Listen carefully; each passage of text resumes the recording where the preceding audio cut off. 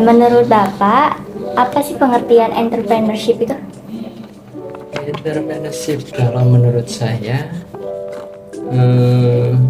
jadi seseorang yang memiliki ide, pikiran, gagasan, serta motivasi untuk mempunyai suatu tujuan. Tujuannya itu biasanya dalam bentuk kreasi-kreasi yang dia ingin laksanakan berbentuk usaha yang dia mampu, biasanya seperti itu menurut saya. Oke. Sudah berapa lama usaha Bapak berdiri? Usaha ini, Iya. apotek, ini tuh berdiri tahun 2012, jadi 10 tahun lebih, hampir 12 tahun. Selanjutnya. Apa yang mendorong Bapak untuk menjadi seorang entrepreneur?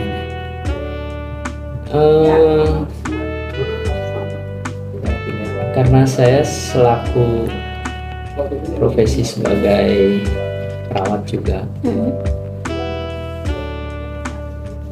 saya nggak, kalau dikerja di luar kan itu terikat ya. Memang keinginan saya membuka apotek di bidang kesehatan kan, kalau apotek.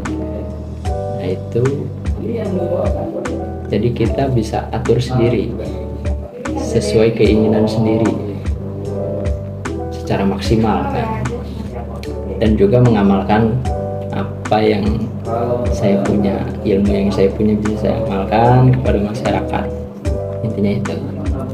Oke. Apa langkah-langkah pertama yang diambil ketika memulai bisnis ini? Yang pertama, harus difikirkan dengan matang, karena kita mau melangkah harus punya tujuan dulu. Saya punya ijazah sebagai perawat, S1 perawat.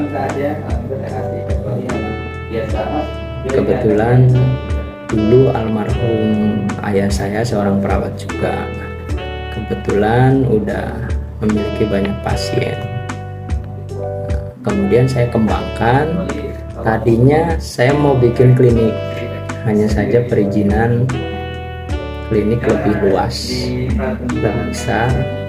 Nah, akhirnya saya konsultasi dengan pihak dinas setempat, lebih baik apotek dan praktek dokter. Nah, akhirnya saya mendirikan ini apotek, berikut praktek dokter, di mana pelayanan kesehatannya bisa terjangkau di sini. Pasien periksa sekaligus bisa ngambil obat langsung dari sini. Selanjutnya, apa yang menjadi sumber inspirasi awal dalam dunia entrepreneurship? Inspirasinya adalah hanya ingin mengembangkan ilmu yang saya punya aja. Kemudian ingin menarik teman-teman kesehatan juga, karena saya kan dalam tindakan sirkumsisi sunat, maksudnya tindakan sunat hitan, kebetulan saya ahlinya, jadi teman-teman saya juga suka saya ajak ke sini. Nah, itu kan bermanfaat untuk rekan-rekan satu profesi juga. Itu yang mendorong saya, wah ini bisa lebih bermanfaat nih kalau saya mendirikan sebuah apotek dan layanan kesehatan, intinya itu. Bagaimana Bapak mengatasi tantangan dan kegagalan dalam perjalanan bisnis? Banyak itu, tantangannya banyak. namanya orang usaha ya, bukan hanya di bidang kesehatan, usaha-usaha lainnya juga sama, banyak rintangan, banyak tantangan. Kalau di bidang kesehatan, yang pertama dari proses perizinan kita harus dari administrasi, pemberkasan harus lengkap, kemudian SDM-nya juga harus ada.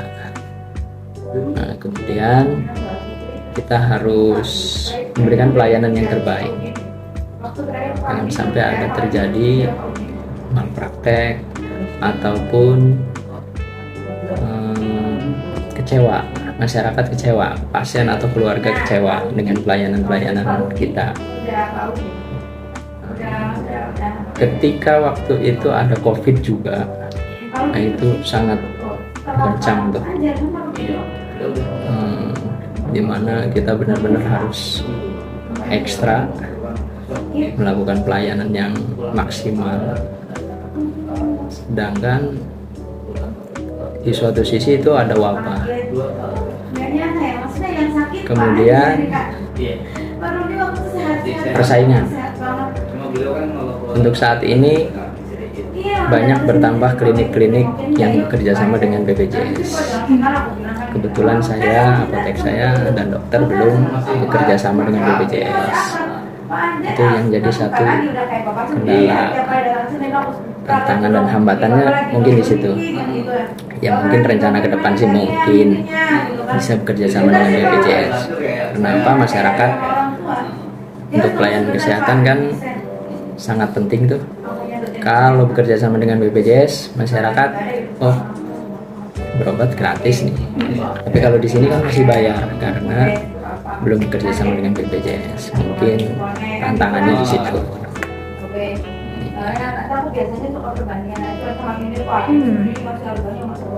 Karakter apa saja yang harus dimiliki oleh seorang entrepreneur? Yang utama, bekerja keras, jangan patah semangat, dan harus memiliki tekad yang kuat. Jangan hanya kita punya rencana nih mau bikin usaha ini, tapi setengah-setengah itu percuma, nggak maksimal percuma. Apapun usahanya, baik di bidang kesehatan, di bidang-bidang lainnya juga sama, harus punya tekad yang kuat, perencanaan yang bagus, kemudian disiplin. Kalau kita punya perencanaan, kitanya sendiri sebagai leader nggak disiplin, percuma. Itu tidak akan menjadi contoh bawahan-bawahan kita atau karyawan kita.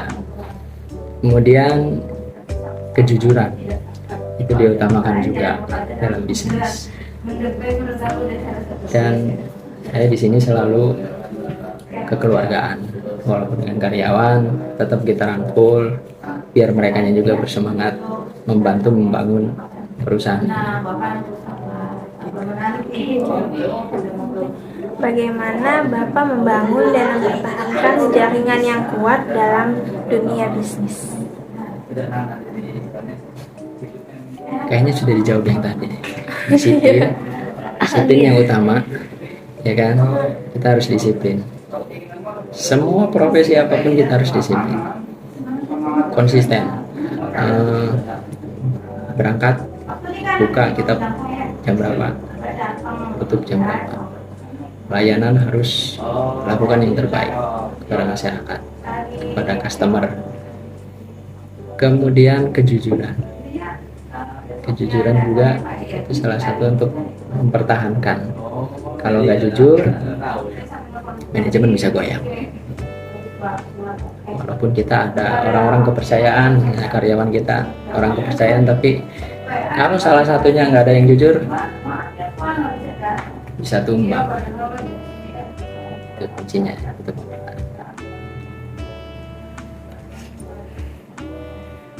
Bagaimana Bapak menentukan strategi dan pemasaran dan pertumbuhan untuk bisnis Bapak?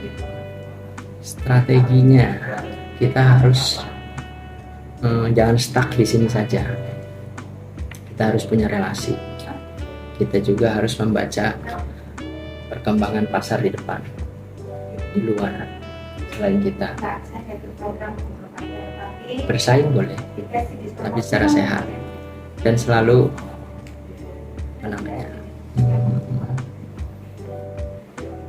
lihat perkembangan zaman. Apotek-apotek di luar dia sistemnya udah seperti apa. Nah itu tadi yang kendala saya, yang lain udah banyak yang bekerja sama dengan BPJS, kebetulan saya yang belum. Tapi apotek lain juga memang belum. Soalnya kalau BPJS itu bekerja samanya dengan pihak klinik dan pihak dokter. MOU-nya harus seperti itu. Nah itu kita lihat pasarnya. Kalau kita nggak mengikuti pasarnya seperti itu, kemungkinan tertinggal. Kemungkinan. Ini juga kita lagi membaca situasi perkembangan di luar seperti apa untuk bidang kesehatan. Nanti kita bisa mengikuti apa yang harus kita rubah, apa yang harus kita tawarkan kepada masyarakat. Strateginya itu, dan kita harus punya banyak informasi kepada dinas-dinas terkait, terutama dinas kesehatan atau instansi-instansi di bidang kesehatan lainnya seperti laboratorium, rumah sakit. Kita baru kerjasamanya dengan Pramita. Jadi kalau ada pasien rujukan untuk cek lab, kita kerjasamanya dengan Pramita. Itu salah satu strategi. Kemudian rumah sakitnya kita baru dengan Medimas sama Budi Asta. Jadi kalau ada pasien ini harus layanan rumah sakit nih, benar tidak bisa dilakukan pengobatan di fasilitas tingkat pertama. Nah, kita rujuk, kita arahkan karena kita baru kerjasama dengan Medimas dan Budi Asta. Mungkin kedepannya bisa lebih meluas. Amin. Pertanyaan terakhir, Kak. Apa nasihat terbaik yang pernah Anda terima sebagai seorang entrepreneur? Yang pertama dari orang tua. Orang tua selalu menasehati begini, harus selalu sabar. Terutama itu sabar. Dan yang kedua jangan lupa berdoa. Itu nasihat dari orang tua. Kalau dari teman-teman sejawat atau rekan-rekan di dinas, itu yang penting jangan patah semangat dan jangan puas dengan apa yang kita punya. Seperti saya baru punya apotek nih, jangan puas, udah cukup segini aja, masih muda. Kalau bisa sih dikembangkan, buka apotek berikutnya atau buka klinik di tempat lain. Tapi saya pernah punya klinik di daerah Argasunya, tapi baru berjalan 4 tahun. Bukan gagal sih ya sebetulnya. Ya mungkin bisa dibilang gagal atau kurang matang penghitungan. Di sana berjalan 4 tahun, saya tutup kembali. Kenapa saya tutup kembali?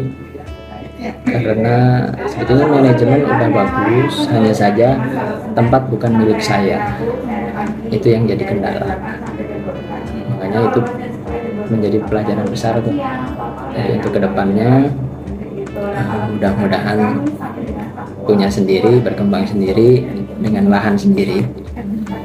Nasihat dari dinas, pokoknya jangan patah semangat katanya, terus berjuang, mudah-mudahan punya lagi.